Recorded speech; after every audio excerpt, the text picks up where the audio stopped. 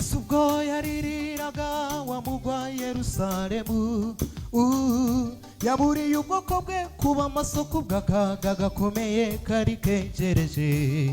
Ati nimwabona ingabo z'abayuma zikikije aho hantu, murahunjire iyo hejuru mu misozi miremire, kugira ngo mubone gutabagwa. Bidatinze tutusa umugaba w'ingabo z'Uburoma, yagose umugwa Yerusalemu kugira ngo abicishe inzara. Ariko abagize ubwenge we bakagenzura amagambo y'umwami wacu Yesu Kristo, bari bamaze guhunga.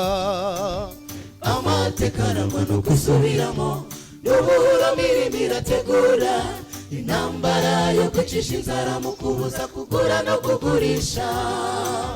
Utemeye kuyisenga mu kuruhuka dimashe, by'ukuri uzahura n'akaga gakomeye. Amateka arangwa no gusubiramo, n'ubura mirimo irategura intambara yo kwicisha inzara mu kubuza kugura no kugurisha. Utemeye kuyisenga mu kuruhuka dimashe, by'ukuri uzahura n'akaga gakomeye.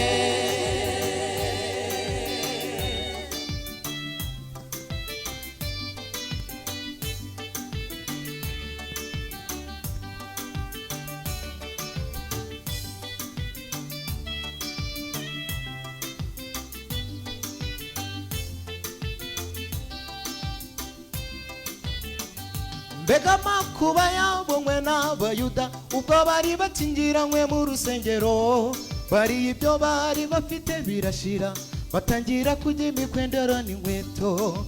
Yababa badukira abana babo batangira kubateka. Byari ibihe biteye agahinda, kuko imbabazi z'Imana zabavuyeho. Yesu ntiyarekeye aho kuburira abantu biwe, kuko hari ibishushanyo ibyo birimo kudusatira. Ariko nimwumva gusenga bibaye itegeko, isabato y'Imana igashyirwa kuwa mbere, murasohoke mu migi muhungire iyo mu mashyamba, kuko aho ngaho tuzahasanga ubutabazi. Amateka arangwa no kwisubiramo, n'ubura mirimo irategura intambara yo kwicisha inzara mu kubuza kugura no kugurisha. Utemeye kuyisenga mu kuruhuka dimashe, by'ukuri uzahura n'akaga gakomeye. Ayo n'amateka, amateka arangwa no ayo gusubiramo, n'amateka, n'ubura mirimo irategura intambara yo kwicisha inzara mu kubuza kugura no kugurisha. utemeye kuruhuka dimashe, by'ukuri uzahura n'akaga gakomeye.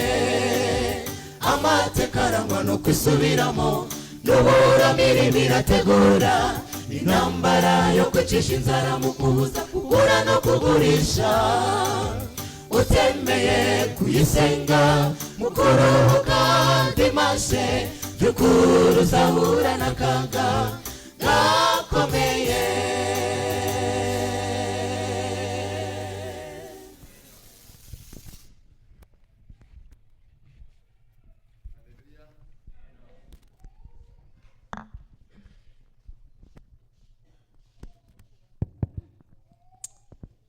Iyi ndirimbo yari irimo ibyari bisigaye mu byo nagombaga kuvuga.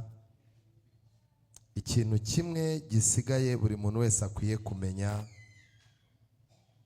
Byahishuwe igice cya 3 umurongo wa 10. Bibiliya iratangaje.